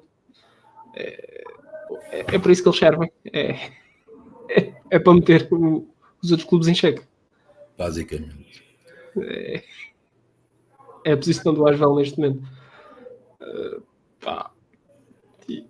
E damos a volta e acabamos neste tom depreciativo no clube. Começámos a elogiar. Sou mesmo sincero, eu este ano eu nem consegui fazer, nem consigo, faça aquilo como as coisas estão neste momento, eu nem sequer consigo fazer uma previsão de MVP, de flop disso. Não, eu fiz assim à pressa, apareceu-me um tweet daquela conta do RotoWire da Euroliga. Fiz assim e a minha epifania para MVP que eu mandei, que acredito pode acontecer devido ao impacto que teve a época passada e não sei se eles querem voltar a dar ao Mike James. Consigo ver o Kendrick Nunn a ganhar o MVP. Consigo ver. Há N candidatos que o conseguem levar. É uma opção válida. O único que eu gostava mesmo que acontecesse, também devido à apreciação que eu acho que não existe tanto à volta da habilidade do jogador, era o Jerian Grant ganhar o defensor do ano. Era o que eu gostava que acontecesse, realmente.